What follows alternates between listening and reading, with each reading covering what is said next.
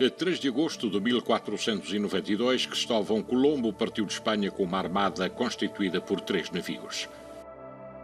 A Santa Maria, navio almirante, foi acolitada pela Pinta e pela Santa Clara. Alguns meses no mar decorreram até que a 12 de outubro um marinheiro chamado Rodrigo de Triana, o Juan Rodrigues Bermejo, a bordo da Pinta, avistou o Novo Mundo. Em dezembro, quando preparava o regresso, o navio almirante sussurrou ao largo do Haiti. Marinheiros e carga foram transbordados para a Santa Clara, também conhecida afetuosamente como Ninha. No regresso rumo ao Oriente, Colombo avista uma ilha que pensa ser a Madeira ou até mesmo a Serra de Sintra. Afinal, encontrava-se de fronte da ilha de Santa Maria, a 18 de fevereiro de 1493, onde João da Castanheira, locotenente do capitão Donatário, ardilosamente lhe aprisionou a tripulação em terra, tentando impedir que a notícia da descoberta das novas terras chegasse à Espanha.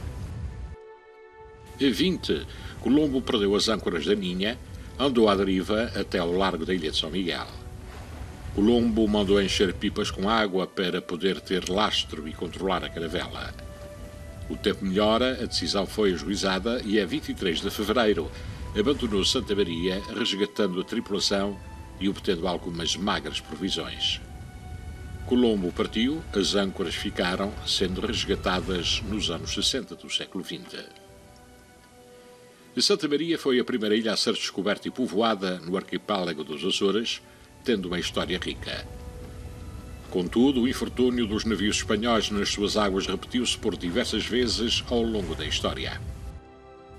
Um desses naufrágios tornou-se famoso entre as gentes da ilha e ocorreu em 1871, há cerca de 150 anos. Falamos do Canárias.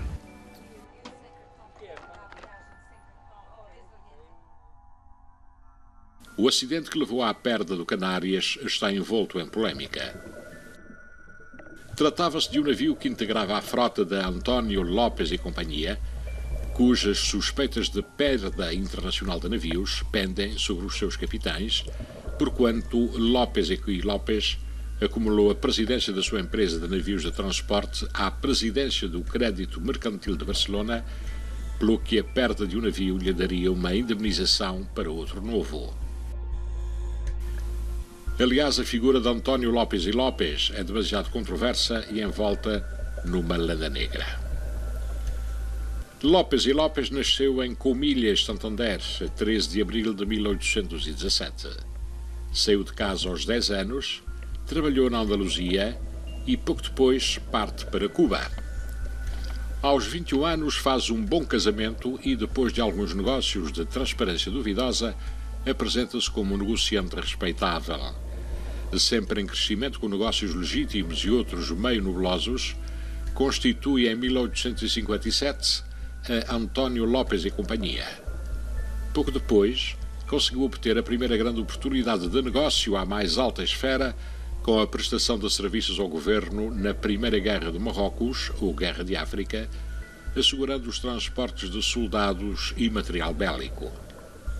Em consequência dos bons serviços, obtém o alargamento do monopólio do transporte marítimo de correio entre Espanha, Cuba, Porto Rico e São Domingos, o que requeriu o alargamento da frota para 9 navios a vapor. Em 1864 recebe a Gran Cruz por proposta do Ministério da Marinha.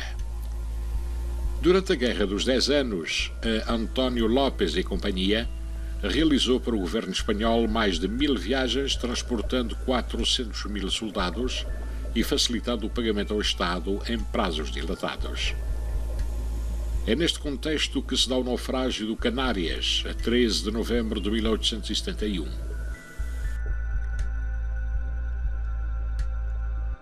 Os destroços deste navio naufragado localizam-se a 3 metros de profundidade da fronte da Praia Formosa, freguesia de Almagreira, concelho de Vila do Porto, na ilha de Santa Maria. Trata-se de um naufrágio atendendo às circunstâncias em que ocorreu, muito bem conservado, sendo possível ver toda a extensão do navio original. Apresenta a secção central com balizas contíguas unidas ainda à quilha e à parte da sobrequilha, bem como diversas partes do costado lateral. É ainda possível observar partes de mastros e uma caldeira sobre o fundo arenoso. O Canárias foi construído em 1855 pela Fabrique Royale de Machines para a Société Belge de Bateaux à Vapeur Transatlantique e batizado como Constitution. A sua viagem inaugural teve início a 23 de novembro de 1856, no percurso Antuérpia-Southampton, Nova York. Em 1857 foi rebatizado como Princesse Charlotte para os proprietários belgas. Adquirido em 1861 por José Iglesias, foi denominado de England e no mesmo ano foi comprado por António Lopes, rebatizado finalmente como Canárias, para quem navegou entre 1861 e 1871. O Canárias era uma embarcação híbrida de casco de aço com dimensões de 66,45 metros de comprido por 11,28 metros de largura, com uma chaminé e 3 mastros. Deslocava 2.160 toneladas com auxílio de um motor a vapor de 400 cavalos. Possuía acomodações para 600 passageiros em 2 classes. Em 1855, quando lançado ao mar, a sua lotação estava dividida em 40 lugares para a primeira classe, 100 para a segunda e 400 para a terceira classe.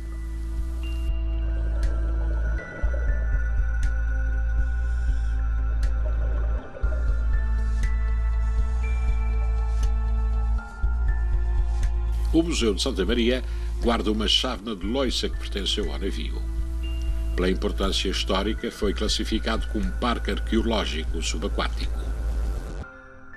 Nós sabíamos que o navio tinha naufragado na ilha de Santa Maria e quando estávamos a publicitar, digamos assim, os resultados desse trabalho primeiro de compilação da Carta Arqueológica, houve pessoas de Santa Maria que fizeram chegar à Direção Regional de Cultura a indicação de que existiam os destroços de um navio virado ao contrário nessa praia.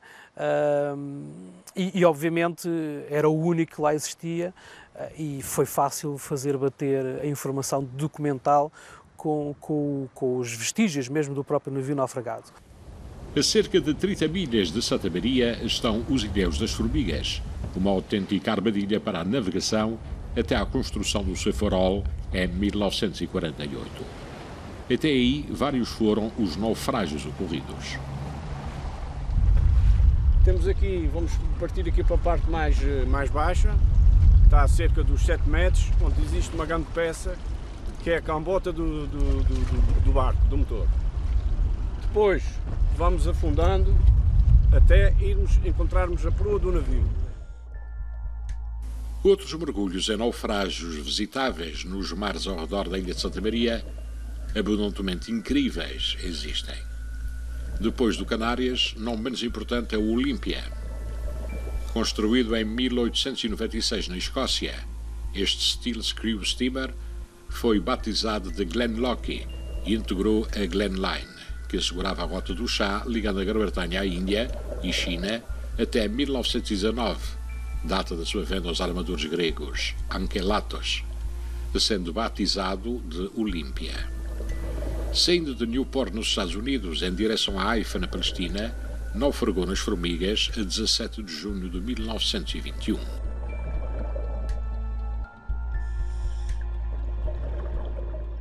Formigas são faróis naturais, não é? Como ilhéus que são, tanto podem auxiliar na sinalização do perigo que está ali, como ser uma armadilha para navios que sigam um pouco mais distraídos ou em épocas em que a tecnologia não permitia detectar tão bem este tipo de rochedos que vêm até à superfície. O Olímpia é um caso destes, não é? de um naufrágio que acaba por ocorrer muito próximo dos ilhéus, que se vai estendendo e os destroços são visíveis desde a superfície até aos 50 metros de profundidade e que no fundo testemunham como difícil é por vezes atravessar o arquipélago e as ilhas do arquipélago e portanto são mais um testemunho da riqueza patrimonial que temos nos Açores e de como há muito para estudar e para levantar em termos de todos estes sítios e também de avaliação de como os podemos proteger e promover em termos de história global e de história local.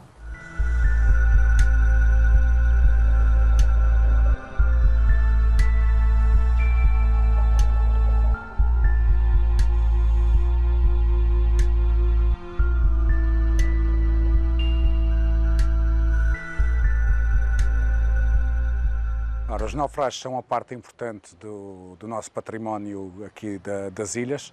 Há dentro do mergulho, porque é no mergulho que nós os exploramos, os subaquáticos obviamente, há dentro do mergulho uma comunidade enorme a nível mundial que procura este tipo de mergulho, o mergulho em naufrágios, o mergulho em barcos afundados, sejam eles recentes ou antigos. Felizmente os nossos são mais antigos e como tal têm alguma história, algum folclore, até alguns deles bastante bonitos à sua volta. Infelizmente, aqueles que nós temos aqui na ilha, devido às profundidades a que estão muito sujeitos à erosão marítima e não estão em grandes condições. O Olímpia nas Formigas passa-se exatamente o contrário, pelo facto de estar um pouco profundo demais e a distância a que está da costa faz com que não possa também ser explorado na sua totalidade. Mesmo assim, a zona das Caldeiras, a cerca de 20 metros de profundidade, serve de refúgio a muita fauna. O peixe-cão que vemos nas imagens mostra-nos a sua casa situada neste santuário de mergulho.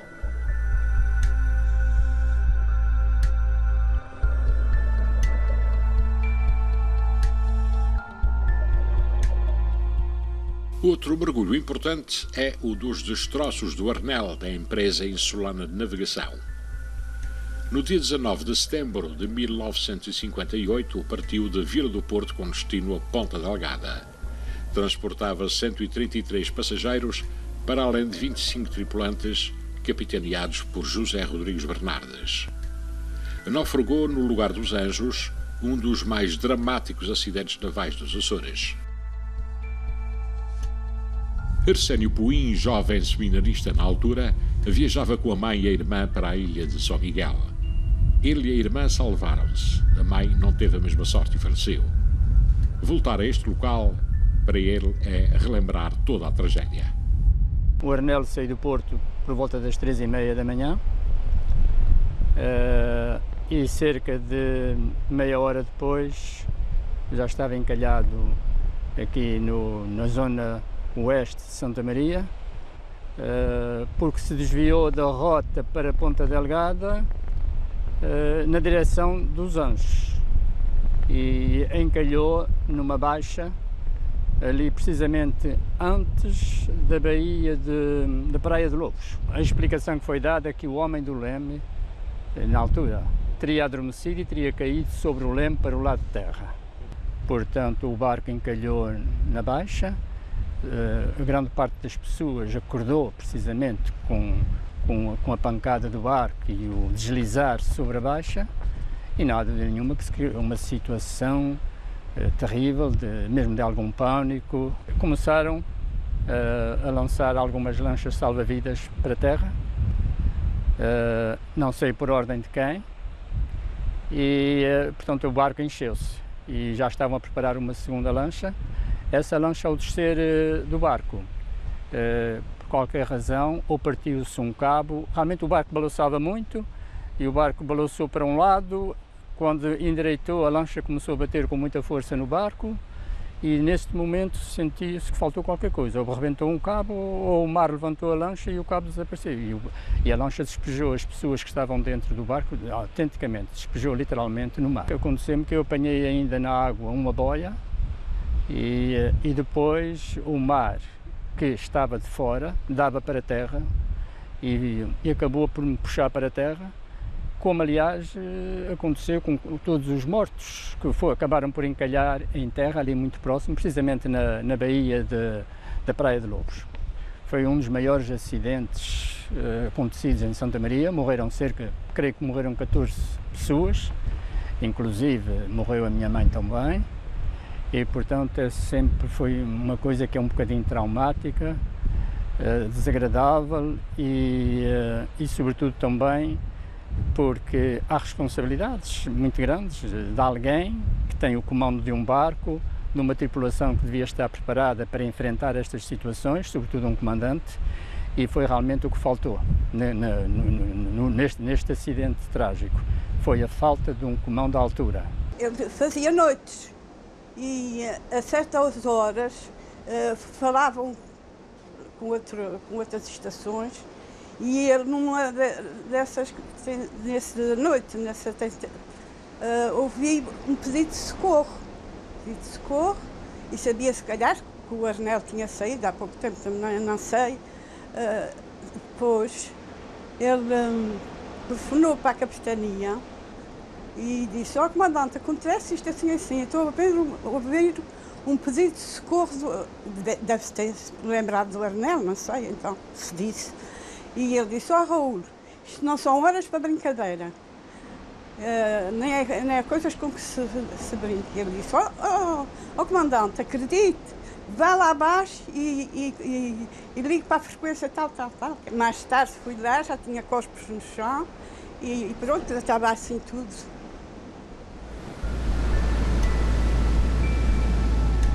Esta tragédia ainda está na memória de muitos marienses.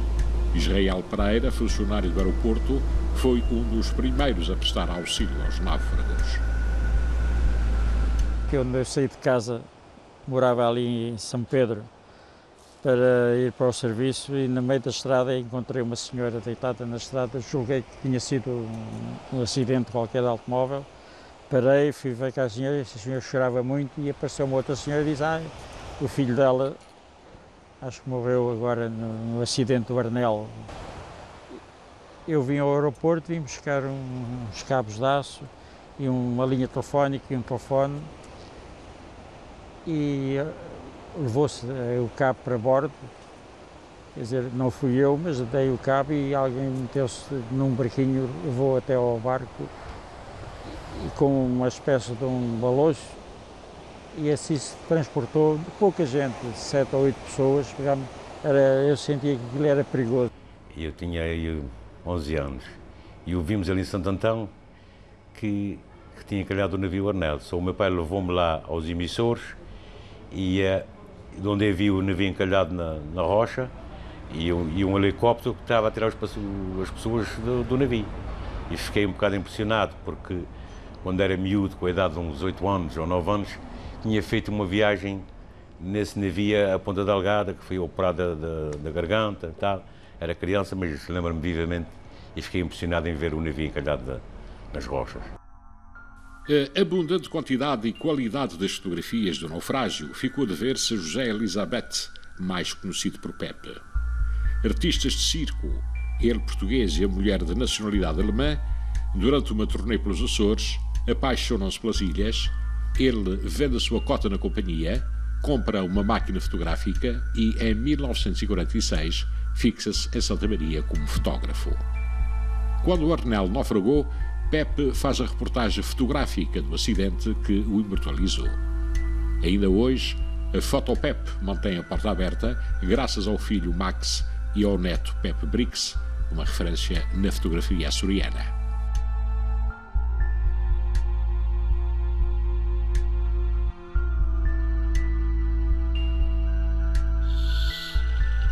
Por fim, não se pode esquecer o caso do Velma. Era um petroleiro norueguês fretado pela Mobil para carregar na América Central 11 milhões de litros de combustível para avião destinado ao aeroporto de Santa Maria.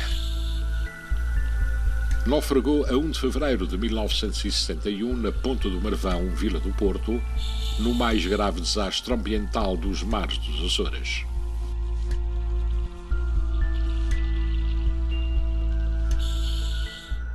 Da tarde, ao sair da escola, de onde ouvimos que tinha encalhado um navio.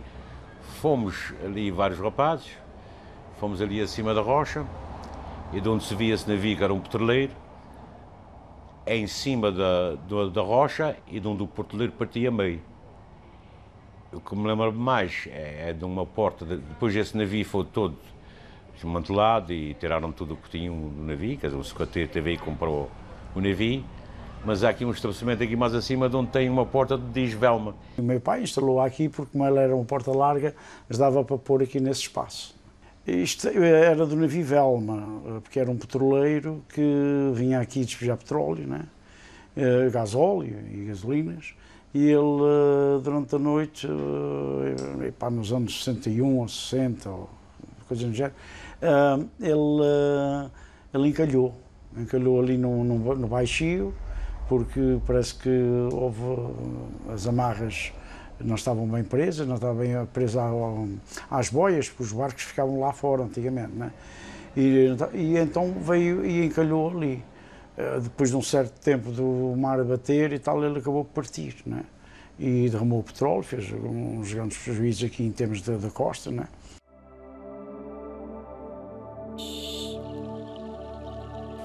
Não é permitida a entrada no interior das embarcações naufragadas, com vista a cautelar a segurança dos mergulhadores, bem como para garantir a proteção do bem patrimonial.